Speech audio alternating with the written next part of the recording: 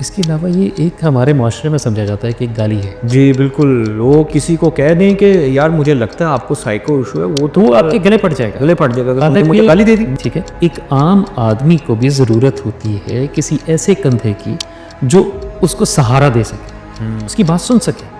आप किसी की तरफ एक उंगली करते हो तो चार आपकी तरफ होती है। कि जिसकी ज़िंदगी में नमाज है ना, उसका दिमाग जो है 5 टाइम अल्लाह के हुजूर झुकता है। तबीब हकीकी है रब हमारा अल्लाह, बल्कि आई एम डैम श्योर कि वो खुद ब खुद उसको सारी हमारे भी बीमारियों से खुद ब खुद निकाल लेगा, खुद ही निकाल लेगा।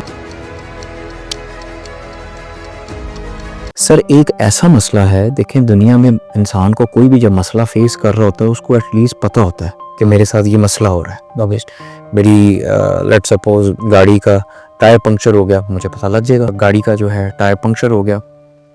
अगर मेरे डोर के बाहर बेल हुई है तो मुझे पता लग जाएगा कि डोर के बाहर बेल हुई है। देखिए सर एक ऐसी प्रॉब्लम है जो लोग आजकल फेस कर रहे हैं और उनको पता नहीं है।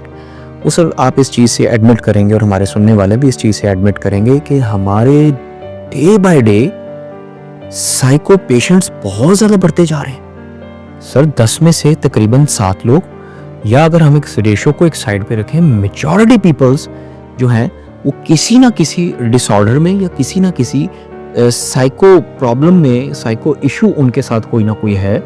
लेकिन जो सर इस चीज़ को फेस कर रहा है, जिसके साथ ये प्रॉब्लम है, उसको खुद को नहीं पता होती। उसको सामने सुनने वाला, देखने वाला वो फील कर जाता है कि ये ही और she is not a normal person. लेकिन उस पर्सन को नहीं पता होता कि मेरे साथ साइको इश्यूज हैं। सर डिजीज़ है ना, और डिजीज़ का इलाज करवाना इसमें कोई वैसे शर्मिंदगी नहीं है, लेकिन वो बंदा मानने को तैयार नहीं होता। अच्छा, एक पर्सन जो है वो मानने को तैयार नहीं है कि ही और she is a psycho patient, तो ऐसे पर्सन के लिए सर देखें, वी ऑल नो कि साइकोलॉजिस्ट हैं, मुख्तलिफ क्लिनिक हैं जहाँ पे जाके हेल्प ली जा सकती है। लेकिन एक पर्सन जो मानने को तैयार ही नहीं है कि मेरे साथ एक साइको इशू है, तो उसमें सर वो घर में बैठकर या खुद अपना सेल्फ एनालिसिस किस तरीके से करे कि उसको खुद को पता लग जाए, एटलीस्ट थोड़ा सा उसको हिंट मिल जाए कि यार हाँ मेरे साथ ये इशू है, ताकि वो फिर देन आगे अपना जो है कोई आगे उसका ट्रीटमेंट करवा सके कुछ। तो इसमें सर आप थोड़ी राय दें सर, किस तरीके से हमें पता लगेगा कि एक पर्सन के लिए कि उसके साथ ये इश्यूज हैं।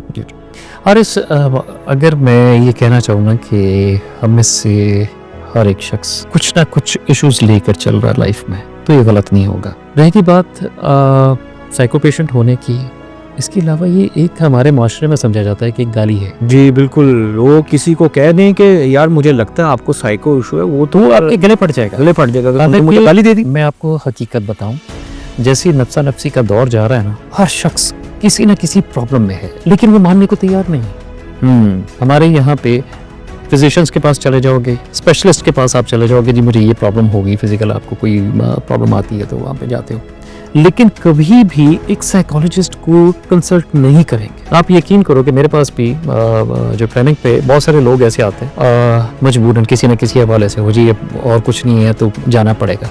जब आते हैं तो मैं उन्हें सबसे पहले तो एक ही यकीन दिलाता हूँ कि यार आप इंसान हो, मैं भी इंसान हूँ, मेरे साथ भी वो मसाइल, आपके साथ भी मसाइल हैं, लेकिन आप फील ज़्यादा करके पहले क्वेश्चन दे रहे हो। जब क्वेश्चन मिल जाता है तो आप उनसे वो तमाम तर सारी चीज़ें ले लेते हो कि जिसकी वजह से जहाँ पे भी आप समझते हो कि डिस्टॉर्शंस आ रही, ठीक है। एक आम आदमी को भी ज़रूरत होती है किसी ऐसे कंधे की जो उसको सहारा दे सके, उसकी बात सुन सके।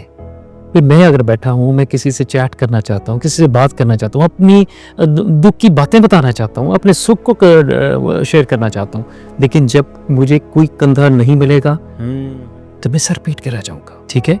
हमारी जो सोशल लाइफ है डिस्ट्रॉय होकर रह गई है। मुझे अच्छे तरीके से याद है, हम बचपन में होते थे, खेलते थे, दोस्त आते थे, दोस्तों के साथ चले जाना, खेलना कूदना, सारा मतलब अपनी जगह। बिल्कुल। अब क्या है, अब फासले बढ़ गए। अब वो दिल की बातें जो हैं वो किसी से अब शेयर नहीं कर सकते। मैं आपके तवज्जो से जो नाज़रीन को भी मैं बताता चलूँ, एक बड़ा ज़बरदस्त एक कोटेशन लिखी हुई थी, मुझे आज दिन तक भी याद है। कार्डियोलॉजी वार्ड थी, तो उस पर बड़ा गोल्डन इन्होंने कोटेशन जो है ना वाज़े तौर पर लिखा हुआ था। कहते जी कि घर खुला होता यारों के साथ, आज खोलना ना पड़ता औजारों के साथ। और ये दिल के साथ है। दिल की बातें जब गुबार बन जाता है तो वो फिर सर पे सवार हो जाता है, और सर की जो आपके दिमाग की कैफियत है वो डिसऑर्डर में आ जाएगी, तो then you will feel a lot of problems. आप मुख्तलिफ किस्म की बीमारियों में ना चले जाओगे लेकिन आपको पता नहीं चलेगा। Depression, yes that's a disease. Anxiety, yes. एगो, यस समटाइम्स। सुपीरियरिटी कॉम्प्लेक्स जो है वो आपको ले बैठता है, वो कहता है मेरे जैसा है नहीं, मैं जी वो। अब यहाँ से देखो ना कि वो कह देते हैं, हमारे घर वाले कहते हैं जी इससे ऊंच नीच वाली बात नहीं करनी, ये बड़ा गुस्सीला है। गुस्सीला नहीं है भाई, वो साइको पेशेंट है।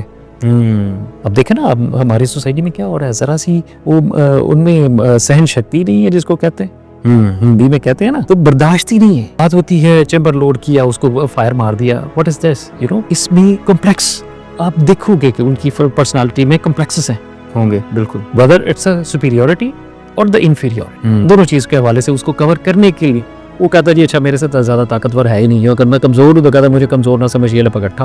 अब वो क्या बनता है, एक वक्त आता है शिज़ोफ्रेनिया की तरफ हम चले जाते हैं, दैट्स एक्सट्रीम लिमिट, जिसमें शॉक्स दिए जाते हैं, उसकी एलिमेंट के लिए इंजेक्शंस दिए जाते हैं। ये वो लोग समझ सकते हैं जिनको ये ट्रीटमेंट दी जाती है। सर इसमें देखें, आपकी बात से मुझे एक बात याद आई कि वो पर्सन में एक तो बर्दाश्त नहीं होती। अगर हम ये देखना चाहें कि पर्सन है, अगर कि वो चेक करना चाहे कि आया उसके अंदर साइको इशू है या नहीं, उसमें बर्दाश्त वैसे ही नाकिस अकल के मुताबिक क़ुव्वत बर्दाश्त कम होगी। अब बहुत सारी रीज़न्स होंगी, लेकिन उसमें एक छोटी सी रीज़न ये अभी चंद अरसे की बात से एक वाक़या देखने को मिला, सुनने को मिला कि एक दूध वाले से एक बंदे की बहस हुई। एक कस्टमर था, दूध वाले से उसकी बहस हुई सर, 10-20 रुपए को लेकर बहस हुई।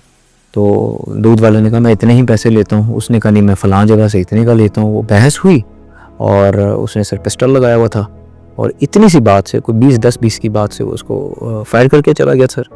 तो इस तरह सर ये मतलब क़ुव्वत बर्दाश्त का ना होना भी एक बीमारी है। तो सर आइडेंटिफाई कैसे किया जाए सर, एक पर्सन घर में बैठा हुआ है, वो अपने आप को कैसे झंझोड़े या चेक कैसे करे सर अपने आप को, उसमें साइको इशू है या नहीं?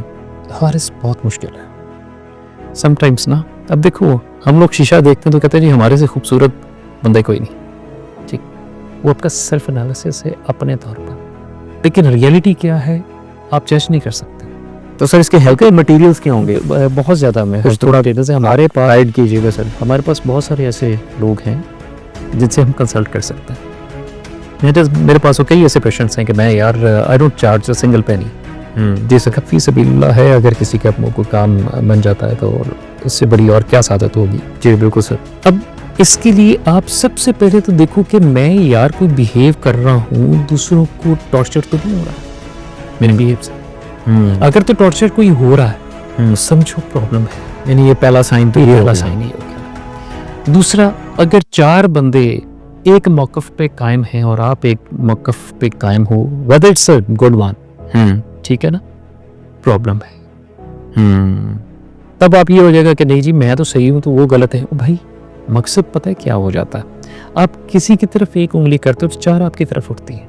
बिल्कुल सर। तो कहा यह जाता है कि अगर आपको सूट नहीं करता तो चेंज योर प्लेस। इसमें ऐसा भी नहीं है कि वो बहुत सारी यानी कि शायरों वाली बातें आ जाती हैं कि भीड़ उनके साथ होती है जो मुनाफिक होता है, तो जो सच्चा बंदा होता है वो तो अकेला होता है, तन्हा होता है। बिल्कुल बिल्कुल ठीक है, वो अपनी जगह एक अलग वो सिनेरियो है। लेकिन यहाँ पे आपको कि नहीं कार चिट्टा है, बाकी सारे कह रहे हैं कहाँ काला है, तो इसका मतलब है कि कहीं ना कहीं तो प्रॉब्लम है। वो चीज को जान, जब आप उसको जान लोगे तो डेफिनेटली सिचुएशन आपके सामने आ जाएगी। और आपको कभी भी, मैं आपको वैसे सजेशन मैं दे रहा हूँ तमाम तर जितने भी देखने वाले हैं, कि आप अगर नॉर्मल भी हो डेफिनेटली गपशप लगाने के लिए कोई ऐसा साइकोलॉजिस्ट आप इंतखाब उसका कर लो, प्रॉब्लम्स को सुन सके, आपकी बातों को सुन सके।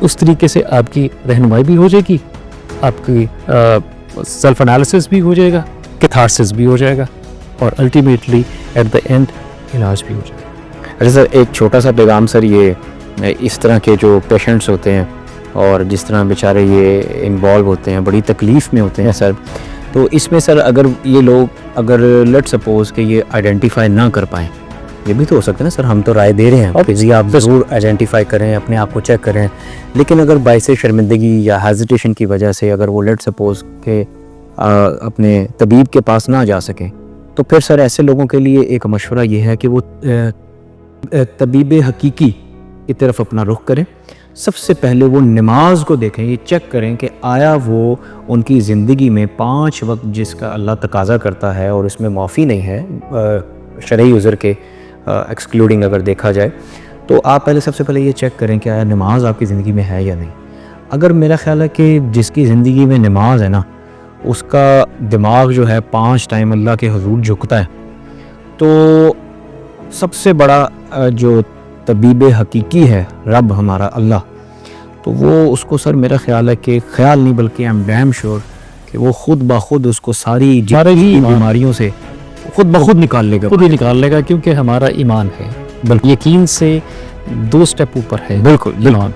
तो अल्लाह ताला से जब आप रुजू करते हो ना, तो ऑटोमेटिकली कोई ऐसी दुनिया में बीमारी, कोई ऐसी प्रॉब्लम नहीं बनी जिसका सोल्यूशन ना हो। तो अल्लाह पाक ने हर एक चीज़ का हल रखा हुआ है। आप जितने भी लोग हैं वो ज़रा थोड़ा सा उनके घर वाले भी उनका एनालिसिस करें, लेकिन ज़रा सी भी अगर वो आप देखते हैं कि जी आनीवन है, उनमें थोड़े से भी चेंजेस देख रहे हैं, तो बजाय इसके कि उसको उज़र दे दिया जाए कि भाई तुम्हारे साथ ये मसला है, उसे बिल्कुल पॉइंट आउट ना करें। आप अच्छे किसी साइकोलॉजिस्ट को कंसल्ट करें और इंशाल्लाह ताला ये मसाइल छोटे छोटे होते हैं, इसको हल किया जा सकता है, तो इसमें घबराने की कोई बात नहीं है। सर आपका बहुत बहुत शुक्रिया सर अपनी राय देने के लिए। अल्लाह पाक हमारे ज़ुबान पर हक जारी करे, और हमारी नीयत सिर्फ इतनी है कि जो भी अल्लाह हमारी ज़ुबान पर जारी करे वो आप तक पहुँचे और आप लोगों को इससे फ़ायदा हो। तो आप अपनी ख़ास दुआओं में हमें याद रखिएगा। इंशाल्लाह ताला फिर किसी वक्त में आपके पास कोई अच्छा सा टॉपिक लेकर हाज़िर होंगे आपकी खिदमत में। तब तक के लिए इजाज़त दीजिए। अस्सलामु अलैकुम वरहमतुल्लाह। पाकिस्तान जिंदाबाद।